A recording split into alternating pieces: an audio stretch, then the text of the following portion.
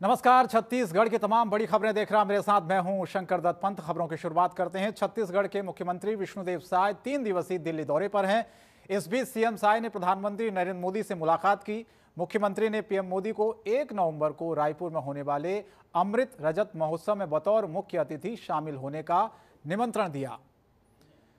तो सीएम साय और प्रधानमंत्री मोदी की यह मुलाकात दिल्ली में हुई है और अमृत रजत महोत्सव में शामिल होने का निमंत्रण छत्तीसगढ़ के मुख्यमंत्री ने प्रधानमंत्री को दिया है।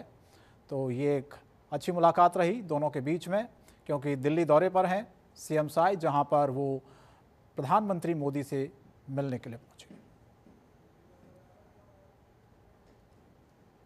छत्तीसगढ़ के मुख्यमंत्री विष्णुदेव साय ने आज संसद भवन में केंद्रीय गृह मंत्री अमित शाह से शिष्टाचार मुलाकात की।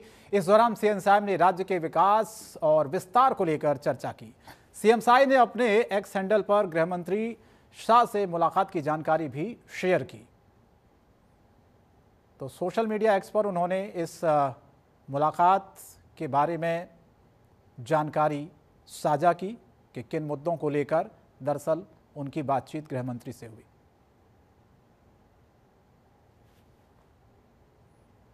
और छत्तीसगढ़ के मुख्यमंत्री विष्णुदेव साय ने आज संसद भवन में केंद्रीय गृह मंत्री अमित शाह से मुलाकात की। सौजन्य भेंट हुई और इस दौरान मुख्यमंत्री साय ने छत्तीसगढ़ के समग्र विकास, माओवादी चुनौतियों से निपटने की रणनीति सहित विभिन्न विषयों पर गृह मंत्री से चर्चा की। सीएम साय ने केंद्रीय गृह मंत्री को माओवादी विरोधी अभियानों की उपलब्धि और भविष्य की कार्य योजना से भी अवगत कराया।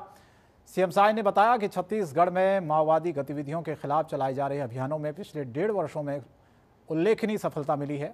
दिसंबर 2023 से अब तक 33 बड़ी मुठभेड़ों में शीर्ष माओवादी नेताओं सहित 445 माओवादी न्यूट्रलाइज किए गए। वहीं 1554 माओवादी गिरफ्तार किए गए। 1588 माओवादियों ने आत्मसमर्पण किया। सीएम साय ने मुलाकात के बाद अपने सोशल मीडिया प्लेटफॉर्म एक्स पर भी लिखा कि आज संसद भवन में माननीय केंद्रीय गृह मंत्री श्री अमित शाह जी से मुलाकात, सौजन्य भेंट हुई। छत्तीसगढ़ में माओवाद उन्मूलन अभियानों की प्रगति और आगे की रणनीति साझा की। और उन्होंने आगे लिखा कि अमृत रजत महोत्सव 2025 की तैयारियों और बस्तर विकास पर चर्चा की।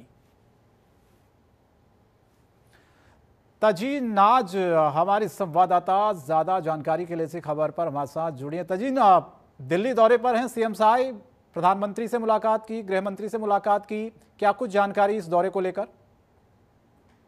जी बिल्कुल, देखिए आपको बता दें शंकर की मुख्यमंत्री विष्णुदेव साय जो है वो 2 दिवसीय दिल्ली दौरे पर थे और ऐसे में कल जो है उन्होंने सांसदों से मुलाकात करी। बात करें अगर हम आज की, तो आज उन्होंने प्रधानमंत्री नरेंद्र मोदी से मुलाकात करी, केंद्रीय गृह मंत्री अमित शाह से मुलाकात करी, जेपी नड्डा से भी मुलाकात करी, रेल मंत्री अश्विनी वैष्णव से भी मुलाकात करी। तो कहीं ना कहीं सभी केंद्रीय मंत्रियों से जो है उन्होंने मुलाकात की। और आपको बता दें कि छत्तीसगढ़ में जिस तरीके से नक्सल ऑपरेशन जो चलाए जा रहे हैं उसको लेकर उन्होंने केंद्रीय गृह मंत्री अमित शाह से बातचीत की। उन्हें जो पूरी रणनीति है उसके बारे में उन्होंने बताया। कहीं ना कहीं जिस तरीके से मुठभेड़ जो लगातार चल रही है, ऑपरेशन में लगातार सफलताएं मिल रही है। बात करें अगर हम मानसून सीजन में, तो मानसून में भी जो है इस बार नक्सल ऑपरेशन जो है वो इस बार भी जो है वो चालू रहेंगे और लगातार सरेंडर जिस तरीके से नक्सल जो है वो अपना आत्मसमर्पण कर रहे हैं। तो कहीं ना कहीं इन सभी चीजों के बारे में जो है उन्होंने केंद्रीय गृह मंत्री अमित शाह से मुलाकात करके बताया। इसके अलावा अगर हम बात करें प्रधानमंत्री नरेंद्र मोदी से मुलाकात की, तो देखिए यहाँ पर जो है 1 नवंबर को छत्तीसगढ़ में जो है 1 नवंबर को यहाँ पे जो अमृत राज्य महोत्सव होता है वो आयोजित किया जाता है। और ऐसे में सीएम साय ने प्रधानमंत्री नरेंद्र मोदी को न्योता दिया है, आमंत्रित किया है कि यहाँ पे जो 1 नवंबर को रजत महोत्सव जो होता है उस पर शामिल हो। आपको बता दें शंकर की ये जो है छत्तीसगढ़ में अभी रजत जयंती वर्ष मनाया जा रहा है, क्योंकि 25 वर्ष जो है वो छत्तीसगढ़ को पूरे हो चुके हैं जी। और ऐसे में रजत जयंती वर्ष भी है। तो इस बार का जो छत्तीसगढ़ का महोत्सव रहेगा 1 नवंबर को, वो कहीं ना कहीं काफी खास रहने वाला है। और ऐसे में पीएम मोदी को भी उन्होंने न्योता दिया है और कहीं ना कहीं छत्तीसगढ़ के विकास को लेकर यहाँ की जो जिस तरीके से जन कल्याणकारी योजनाएं जो चल रही है उसको लेकर भी जो है उन्होंने सारी जानकारी उन्हें दी है। 2047 जो विजन है उसको लेकर भी उन्होंने उनसे बातचीत की है।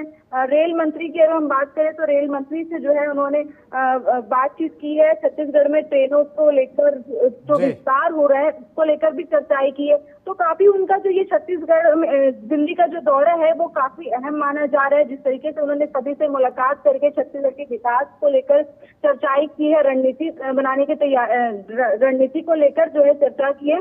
तो ये जो दौरा है उनका वो छत्तीसगढ़ के विकास के लिए काफी अहम माना जा रहा है। बिल्कुल तजिन, बहुत बहुत धन्यवाद इस तमाम जानकारी के लिए। तो राज्य और केंद्र में एक ही सरकार होने पर देखिए यही फायदा होता है कि विकास तेजी से बढ़ता है और इसी का प्रयास दरअसल मुख्यमंत्री कर भी रहे हैं। आगे बढ़ते हैं। मानव तस्करी और धर्म परिवर्तन के आरोप में गिरफ्तार केरल की 2 ननों पर छत्तीसगढ़ के मुख्यमंत्री विष्णुदेव साय ने कहा कि कानून अपना काम कर रहा है। 25 जुलाई को दुर्ग रेलवे स्टेशन पर 2 नन और एक युवक को 3 आदिवासी लड़कियों के साथ यात्रा करते पकड़ा गया। उन पर आरोप लगा कि वे लड़कियों को बहला फुसलाकर आगरा ले जा रहे थे। पुलिस ने अब मानव तस्करी और धर्मांतरण कराने की धाराओं पर मुकदमा दर्ज किया है। वो वापसी में बोलेंगे। छत्तीसगढ़ के नाम का इशू है, उसको लेकर के गृह मंत्री से भी मिले थे विपक्ष के साथ। कानून अपना काम कर रहा है। केरल सांसदों के डेलीगेशन के फिर से छत्तीसगढ़ पहुंचने पर गृहमंत्री विजय शर्मा ने तीखी प्रतिक्रिया दी। उन्होंने कहा कि ननों की गिरफ्तारी का मामला न्यायालय में है और इसका निर्णय भी वही होगा। अब ऐसी बातों पर प्रदर्शन होगा तो कांग्रेस ही जाने। उन्होंने सवाल उठाया कि क्या कांग्रेस प्रदर्शन के जरिए न्यायालय पर दबाव बनाना चाहती है। इसके साथ ही गृहमंत्री विजय शर्मा ने पूछा कि जब बीरनपुर में हत्या हुई थी तब कांग्रेस के नेता क्यों नहीं पहुंचे थे। उन्हें सभी विषयों को समान रूप से उठाना चाहिए। वो एक पक्ष के साथ क्यों खड़े हैं। इस गंभीर मामले की सही जांच करवाकर परिणाम तक पहुंचेंगे। इनसे पूछता हूँ, बीरनपुर में जब हत्या हुई थी तो नहीं आए थे, ये लोग क्यों नहीं आए थे? इनको आना चाहिए। इनको समान रूप से विषयों को उठाना चाहिए। एक पक्ष पर क्यों खड़े हो? ऐसा करना। बहरहाल मेरा इसमें इतना ही कहना है कि इसको कोई विषय नहीं है। एक पुलिस का प्रकरण बना हुआ है, जमानत की अर्जियां लगी हैं, कोर्ट अपना निर्णय करेगी। आगे आने वाले समय में इसकी जांच पूर्णतः करवाएंगे, कोई संशय नहीं। अच्छी जांच करवा करके परिणाम तक पहुंचेंगे कि क्या स्थिति है।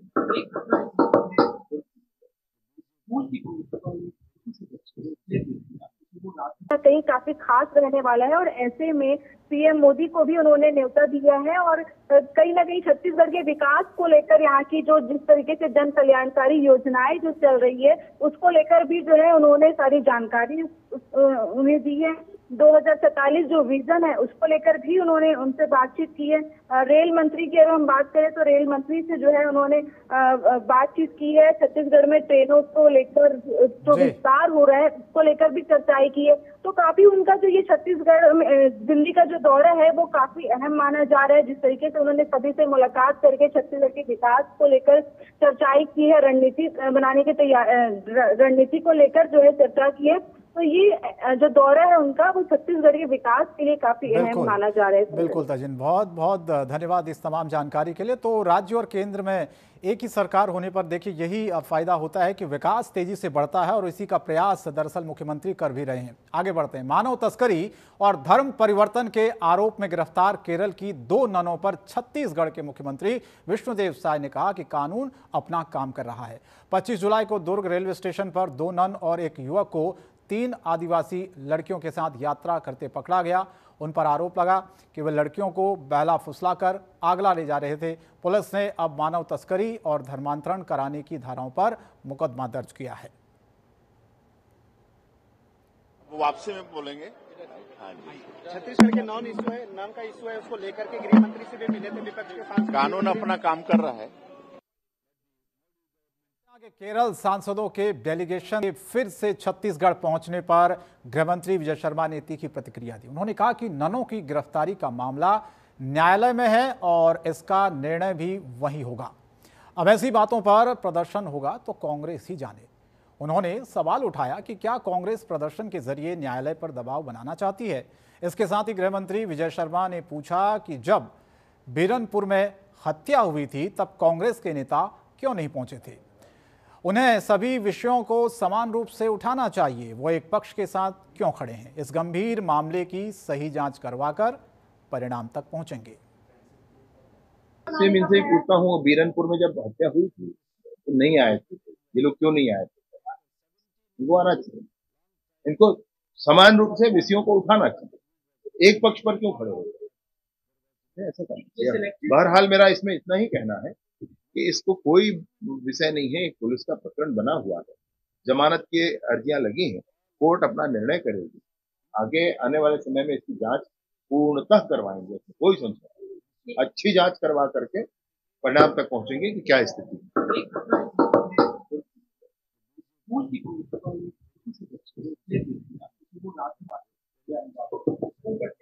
और वो मिशनरी स्कूल मैंने देखा तो है समाचार, लेकिन बात हुई नहीं है। देखते हैं अच्छा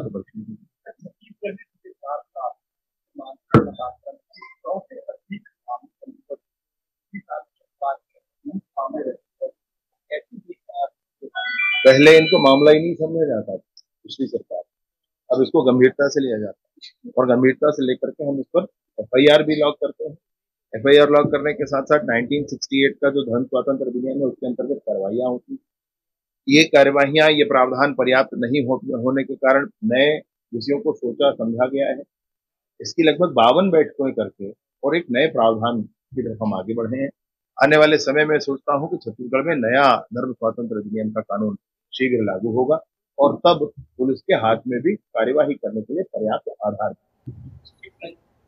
छत्तीसगढ़ के पूर्व सीएम भूपेश बघेल के मुंगेली सड़क दावे पर उप मुख्यमंत्री अरुण साव ने पलटवार किया। उन्होंने कहा कि अपने 5 साल के कार्यकाल में 5 किलोमीटर सड़क पाने वाले भूपेश बघेल झूठ की साकर राजनीति कर रहे हैं। भूपेश बघेल ने 5 साल लूटने और ठगने का काम किया। उनका 5 साल का कार्यकाल झूठ बोलने और ठगने का रहा। भूपेश बघेल जी ने लगातार 5 साल छत्तीसगढ़ की जनता को ठगने का काम किया, लूटने का काम किया, झूठ बोलने का काम और ठगने का काम लगातार ये उनका 5 साल का कार्यकाल था। अभी फिर एक झूठ बोला है उन्होंने। जानकारी कुछ मांग रहे हैं, प्रस्तुत कुछ ढंग से कर रहे हैं। ENC से मांगा जा रहा है कि आपके कार्यालय से कितने के कार्य की स्वीकृति हुई।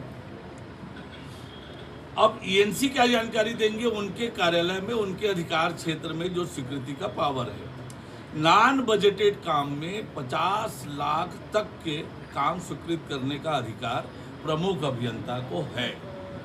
और ये कह रहे हैं कि अरुण साव ने अपने मंत्री बनने के बाद 1.5 साल में इतने का काम स्वीकृत किया। थोड़ा जानकारी ठीक से ले लेते हैं। आपको ये भी नहीं मालूम है कि बजटेड काम की स्वीकृति वित्त विभाग तक जाती है। विभाग को अधिकार है 5 करोड़ तक के काम की स्वीकृति का। प्रदेश में हमारी सरकार बनने के बाद 2023-24 यानी 3 महीना, 24-25 पूरा 12 महीना और अभी 25-26 4 महीना, इस तरह से 1 साल और 7 महीने में 712 कामों की स्वीकृति, 4,500 करोड़ के करीब की स्वीकृति राज्य शासन से लोक निर्माण विभाग को हुई। और छत्तीसगढ़ बीजेपी संगठन में बड़ा बदलाव होने जा रहा है। दिल्ली में पार्टी की बड़ी बैठक आयोजित हुई, जिसमें छत्तीसगढ़ के संगठनात्मक ढांचे को लेकर अहम फैसले लिए जा सकते हैं। इस बैठक में शामिल होने के लिए बीजेपी प्रदेश अध्यक्ष किरण सिंह देव और संगठन महामंत्री पवन साय दिल्ली रवाना हो चुके हैं। माना जा रहा है कि यह बैठक छत्तीसगढ़ के संगठन विस्तार को लेकर बेहद महत्वपूर्ण है। बहुत जल्द संगठन का विस्तार किया जाएगा। संगठन के विषयों को लेकर बैठक है और आने वाले दिनों में, आगामी दिनों में किस तरीके से भारतीय जनता पार्टी के जो कार्यक्रम है और उनको नीचे तक ले जाना है, किस तरीके से उन कार्यक्रमों का क्रियान्वयन करना है, इस दृष्टि से बैठक के समय समय पर ये होता रहता है। संगठन के विषयों को लेकर बैठक है और आने वाले दिनों और स्वतंत्रता दिवस के मौके पर राष्ट्रपति भवन में आयोजित होने वाले आयोजन में इस बार सरकारी योजनाओं के लाभार्थियों सहित आम नागरिकों को भी आमंत्रित किया गया है। छत्तीसगढ़ के दुर्ग जिले के इस्पात नगरी भिलाई के रहने वाले अस्मी खरे उनमें से एक हैं, क्योंकि वह राष्ट्रपति भवन में स्वतंत्रता दिवस मनाएंगे और राष्ट्रपति द्रौपदी मुर्मू मेजबान की भूमिका निभाएंगी। 31 जुलाई को डाक विभाग के अधिकारी और पोस्टमैन ने व्यक्तिगत रूप से निमंत्रण सौंपा। अस्मी और उनके पिता अनिल खरे का कहना है कि उन्हें विश्वास नहीं हो रहा है कि वह व्यक्तिगत रूप से स्वतंत्रता दिवस समारोह में भाग लेंगे। वह बहुत खुश हैं और उनके जैसे सामान्य व्यक्ति को जीवन में एक बार ऐसा अवसर देने के लिए राष्ट्रपति भवन के वो बेहद आभारी हैं।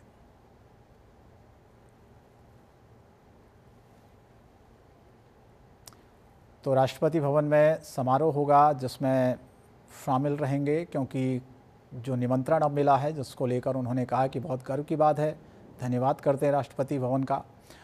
स्वतंत्रता दिवस का जब समारोह होगा उसमें हिस्सा लेंगे, भाग लेने के लिए ये निमंत्रण भेजा गया है।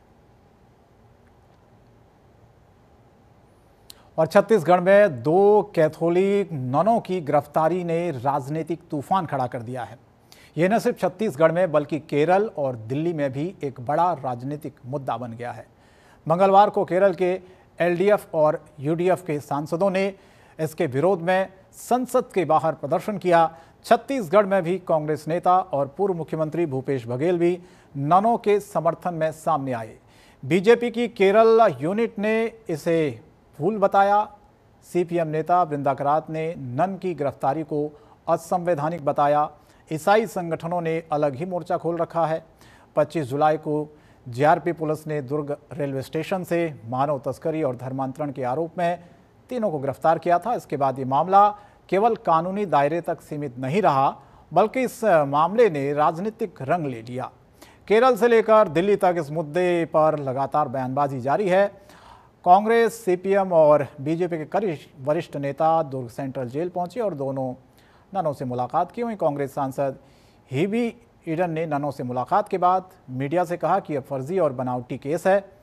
उन्होंने आरोप लगाया कि डबल इंजन की सरकार मिशनरी कार्यों को निशाना बना रही है। डबल इंजन सरकार है।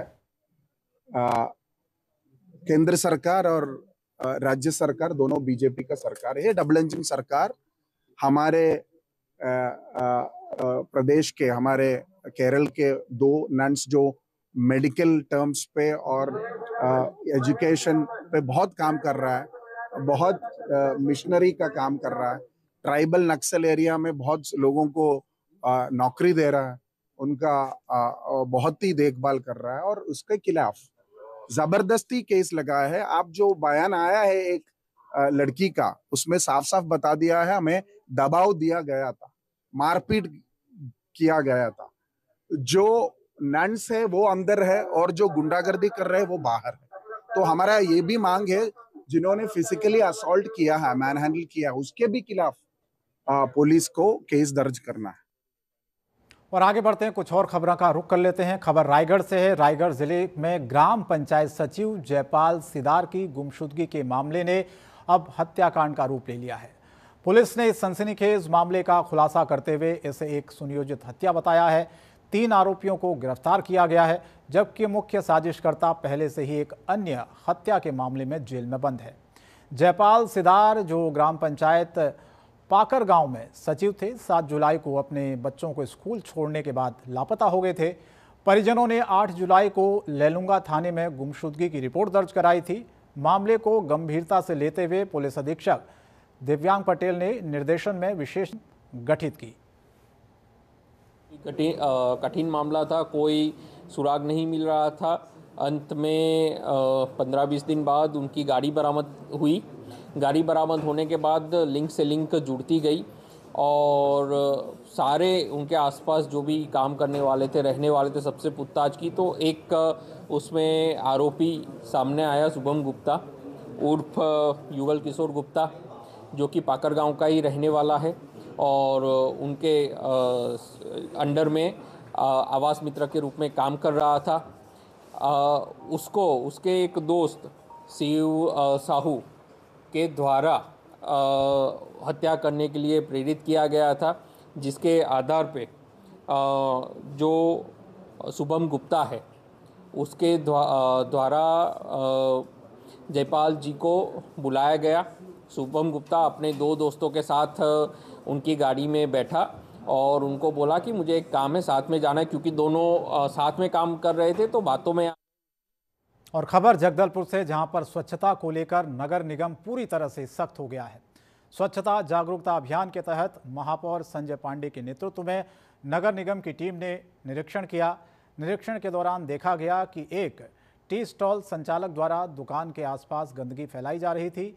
इस पर तत्काल नगर निगम की टीम द्वारा चालानी कार्रवाई की गई। साथ ही दुकानदार को सख्त चेतावनी दी गई कि भविष्य में दुकान के आसपास गंदगी न फैलाएं, नहीं तो कार्रवाई की जाएगी। निरीक्षण के दौरान दुकानदारों को गीला और सूखा कचरा अलग अलग रखने की सलाह दी गई। इस मौके पर महापौर संजय पांडे के साथ नगर निगम अध्यक्ष खेम सिंह देवांगन, आयुक्त प्रवीण कुमार वर्मा व निगम कर्मचारी और बीजेपी के कार्यकर्ता मौजूद रहे।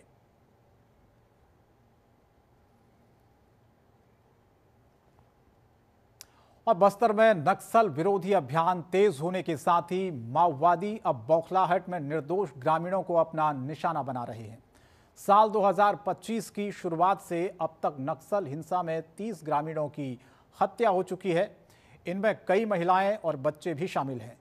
माओवादियों ने मुखबिरी के शक में 27 ग्रामीणों की जान ली, जबकि 3 ग्रामीण आईडी ब्लास्ट की चपेट में आए। ये सभी घटनाएं बस्तर संभाग के अलग अलग जिलों में हुई है, जहां माओवादी अब सॉफ्ट टारगेट को चुनकर अपनी उपस्थिति दर्ज कराने की कोशिश कर रहे हैं। आईजी बस्तर सुंदरराज पी ने बताया कि माओवादी लीडर वसव राजू समेत कई बड़े कैडर के मारे जाने से संगठन बिखर चुका है।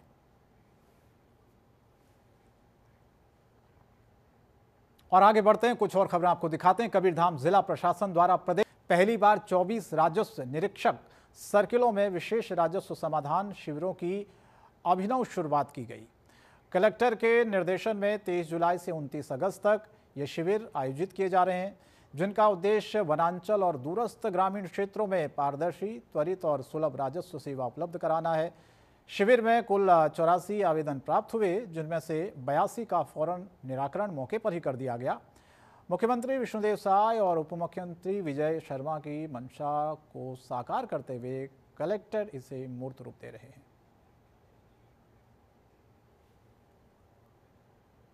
जांजगीर चांपा जिले के उत्कृष्ट कार्य करने वाले 15 पुलिसकर्मियों को पुलिस अधीक्षक विजय कुमार पांडे द्वारा प्रशस्ति पत्र देकर सम्मानित किया गया। आपको जानकारी दें कि उत्कृष्ट पुलिसकर्मी पुरस्कार हर महीने की 1 तारीख को महीने भर में अच्छे कार्य करने वाले पुलिसकर्मियों को दिया जाता है। उत्कृष्ट कार्य करने वाले पुलिसकर्मियों को प्रशस्ति पत्र के साथ साथ उनकी सेवा पुस्तिका में भी दर्ज की जाती है। देखिए, हर महीने की पहली तारीख को जांजगीर जिले में एक परंपरा हमने बनाई है कि जो पिछले महीने अच्छे काम जिन्होंने किया है, स्टाफ ने, अधिकारी कर्मचारियों ने, उनको इनाम देने का। उसी तारतम्य में आज 1 अगस्त को पूरे जुलाई भर में जिन अधिकारी कर्मचारी द्वारा अच्छा काम किया गया है क्राइम के क्षेत्र में या यातायात में या पब्लिक को हेल्प करने में, तो उनको आज प्रशस्ति पत्र दिया गया है यहाँ बुला के। और इनके जो सर्विस रोल है उसमें भी इसको चस्पा किया जाएगा ताकि इनको आगे प्रमोशन मिले। इस टाइप के कार्यक्रम करने से जो अन्य कर्मचारी हैं उनको भी उत्साहवर्धन होता है, वो भी अच्छा काम करने के प्रति प्रेरित होते हैं। इसलिए ये क्या है, 1 तारीख को हमने ये परंपरा शुरू की। और खबर रायपुर से। रायपुर में खाद्य सुरक्षा विभाग की टीम ने नकली पनीर की फैक्ट्री में दबिश दी। यहां भारी गंदगी के बीच सस्ते तेल, मिल्क पाउडर को मिलाकर एनालॉग बनाया जा रहा था, जैसे पनीर के नाम पर बेचा जा रहा था। फैक्ट्री मुरैना के हुकुमचंद बंसल और उनके बेटे अंकुर बंसल द्वारा चलाई जा रही थी, जो पहले भी रायपुर में नकली पनीर बनाते 2 बार पकड़े जा चुके हैं। दोनों ने बताया कि तैयार रायपुर के होटलों, डेयरी और मिठाई दुकानों में सप्लाई किया जा रहा था। फैक्ट्री में बड़ी मात्रा में गंदे पानी और बर्फ में रखा हुआ लगभग 700 किलो पनीर, इतना ही मिल्क पाउडर और तेल के टिन, एसिड के डिब्बे बरामद किए गए हैं। फैक्ट्री में मिले सभी कर्मचारी मुरैना के हैं। चौंकाने वाली बात है कि एक बार सैंपल फेल होने के बाद 10 दिन पहले भी महिला अधिकारी ने बंसल की फैक्ट्री में जांच की थी, जिसमें भारी गंदगी मिली थी। बावजूद इसके फैक्ट्री चल रही थी। इसमें खाद्य विभाग की कार्रवाई पर भी सवाल खड़े होते हैं।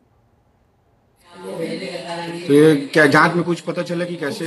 अभी विधिक नमूना लेने के बाद उसको राज्य खाद्य परीक्षण प्रयोगशाला भेजा गया है और रिजल्ट आने के बाद पता चलेगा। रिजल्ट के बाद ही वहाँ प्रकरण न्यायालय में दर्ज किया जाएगा। मैम, ऐसे अगर जैसे गड़बड़ी या खामियां पाई जाती है तो विभाग किस तरह से कार्रवाई करता है, क्या प्रोसेस होता है? उनके अगेंस्ट जो है प्रकरण जो है न्यायालय में दर्ज किया जाता है।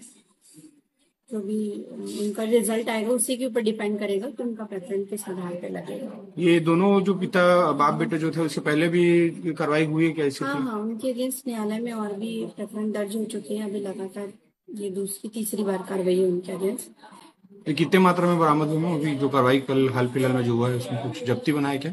नहीं, जब्ती तो नहीं बनाया गया है, लेकिन सैंपलिंग लिया गया है और परिसर को अभी बंद किया गया है कि आप प्रोडक्शन नहीं करेंगे।